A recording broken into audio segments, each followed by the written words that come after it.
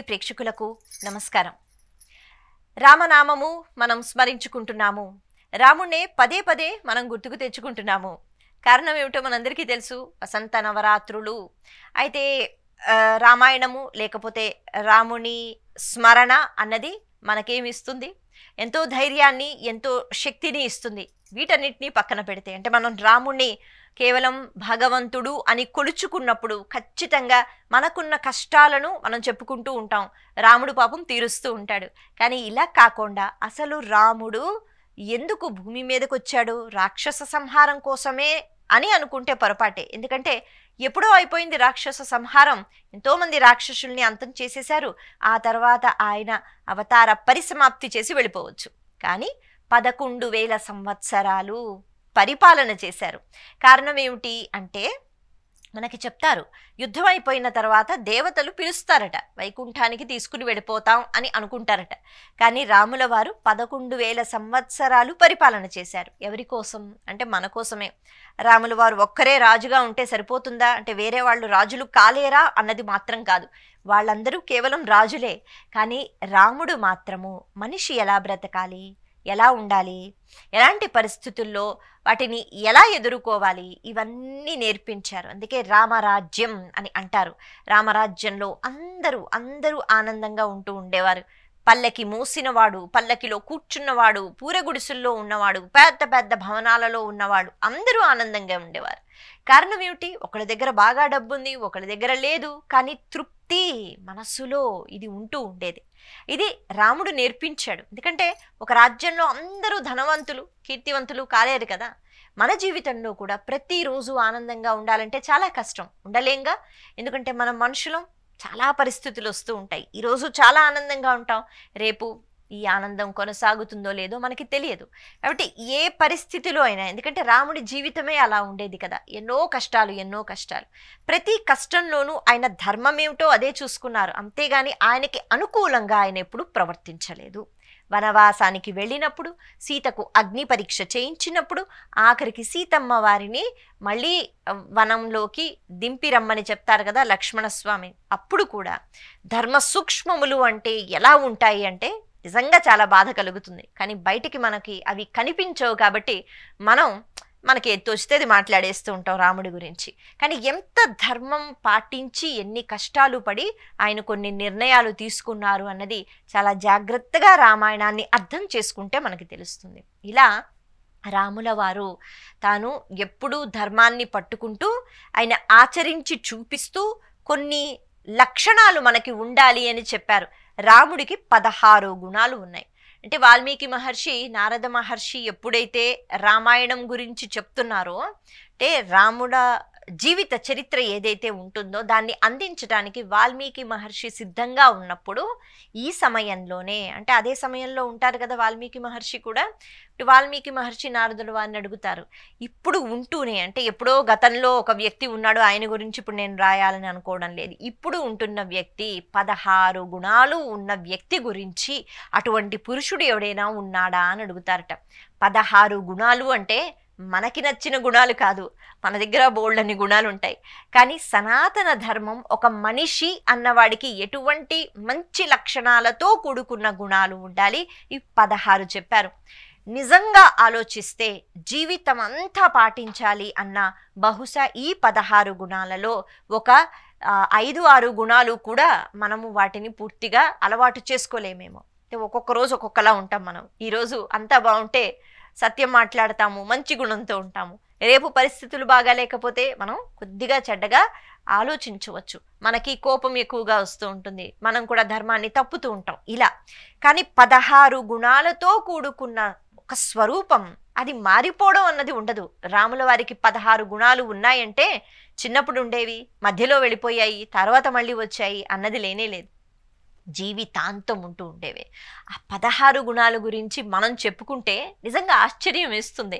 ఇందులో మనకి ఎన్నున్నాయి, ఒక 2-3 ఉంటే బాగుండు అని మనం అనుకుంటాం అన్నమాట. అలా రాముడికి ఉన్న గుణాల వల్ల ఆయన మనకి నేర్పిస్తున్నాడు. రాముడు దేవుడిగా రాలేదు, నరుడిగానే వచ్చాడు. నరుడికి, ప్రతి మనిషికి ఉండవలసిన గుణాలు అలవాటు చేసుకోవడం కష్టం, సాధన కష్టం, కానీ ప్రయత్నం చెయ్యాలి. చేస్తే ఖచ్చితంగా ఆ గుణాలతో మనం ముందుకెళ్తాం అని రాముల వారు ఆ గుణాలను ప్రదర్శింపచేశారు. వారు అలాగే ఉన్నారు. అందుకే రాముడు అంటే మనకి ఒక ధైర్యాన్ని ఇచ్చిన వ్యక్తి. కారణం ఏమిటి అంటే ఆయన ఆ త్రేతాయుగంలో, ఆ సమయంలో దేవతలందరూ శక్తితో ఉన్నప్పుడు, రాక్షసులు కూడా శక్తితో ఉన్నప్పుడు ఏ శక్తి లేని ఒక నరుడికి పెద్ద స్థానాన్ని ఇచ్చాడు. ఉన్నత స్థానంలోకి తీసుకుని వెళ్ళి కూర్చోబెట్టారు రాముల వారు.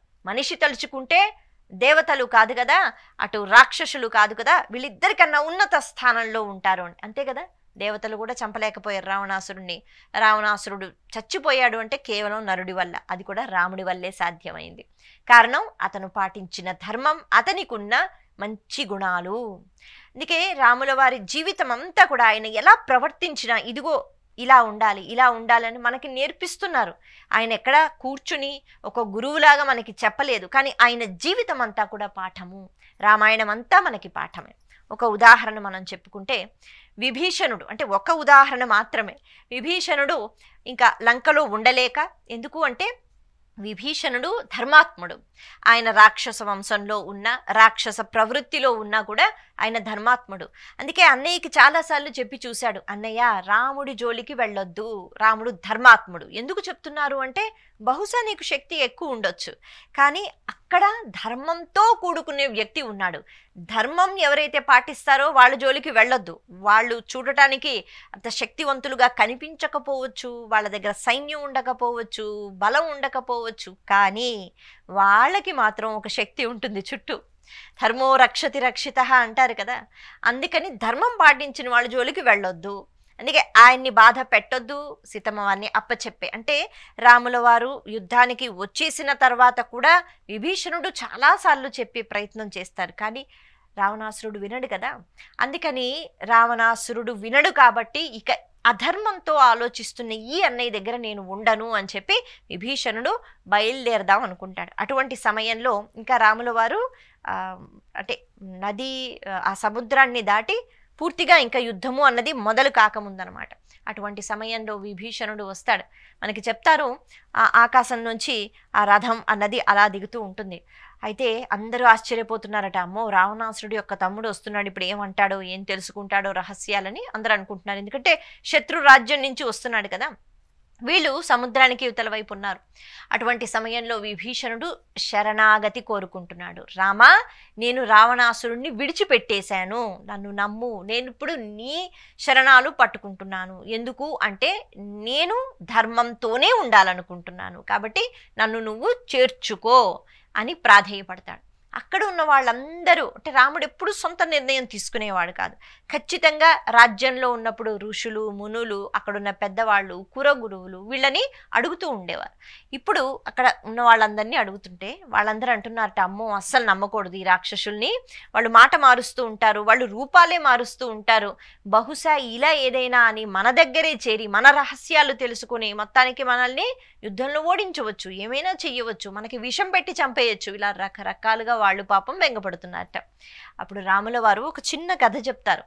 ఆయన అంటారు, ఒక అడవిలో ఒక ఆడపక్షి, మగపక్షి ఒక చెట్టు మీద ఉండేవి. ఒక వేటగాడు వచ్చాడు, ఒకరోజు బాణం వేశాడు, ఆడపక్షికి తగిలింది, అది పాపం గిలగిలా కొట్టుకుని కింద పడిపోయింది, బాణం గుచ్చుకుంది. వేటగాడు బాణం తీసేశాడు, రెక్కలు కోసేశాడు, అక్కడ ఏదో అగ్ని సృష్టించాడు, కాల్చుకుని తినేశాడు. ఇదంతా పైన ఉన్న మగపక్షి చూస్తూనే ఉంది, బాధపడుతూనే ఉంది. పాపం పక్షి కదా, ఏం చేయగలుగుతుంది, ఏమీ చెయ్యలేదు. కాబట్టి ఆ ఆడపక్షి అలా కొట్టుకుని చచ్చిపోయి తర్వాత తినేస్తూ ఉంటే చూసి ఊరుకుందట ఈ మగపక్షి. సరే, కొన్ని రోజులు అయిపోయింది. ఇప్పుడు ఈ వేటగాడే మళ్ళీ ఒకానొక సమయంలో వచ్చాడు. ఏ సమయం అది? అర్ధరాత్రి అయిపోయింది, బాగా వర్షం పడుతోంది, చుట్టూ కటిక చీకటి అడవి కదా. అటువంటి సమయంలో వేటగాడు దారి తప్పిపోయి పొద్దున్నుంచి ఆకలితో ఉంటూ అక్కడికి వచ్చి ఆ చెట్టు దగ్గరకు వచ్చి సొమ్మసిల్లి పడిపోతాడు. పైగా బాగా వర్షం తడిసిపోయాడు, ఏమీ తినలేదు, నీరసం, కళ్ళు తిరిగి పడిపోతాడు. అయితే ఇప్పుడు ఈ మగపక్షి ఆ వేటగాడిని చూస్తుంది, చూసి గుర్తుపడుతుంది. ఓహో, అంటే ఆడపక్షిని ఆ వేటగాడే కదా చంపుకుని తినేశాడు, కానీ ఏమాత్రం కక్ష లేదట. ఎందుకు అంటే పక్షి తన ధర్మం ఆలోచిస్తోందట. అతిథి అంటే నేను ఎక్కడైతే ఉంటానో నా ప్రదేశానికి వచ్చి నా చెట్టు దగ్గరికి వచ్చి ఇలా పడిపోయాడు కాబట్టి నా బాధ్యత. వేటగాడు అడుగుతాడా పక్షిని రక్షించవా అని? అడగలేదు. కానీ నువ్వు ఇలా చేసినందుకు నీకు ఈ స్థితి రావాల్సిందే అని పక్షి అనుకోలేదు. పక్షి అనుకోకుండా నా దగ్గరకు వచ్చి పడిపోయాడు కాబట్టి ఇది నా ధర్మం. ఎక్కడో పడిపోతే నేను చూడలేదు కాబట్టి నాకు తెలియదు.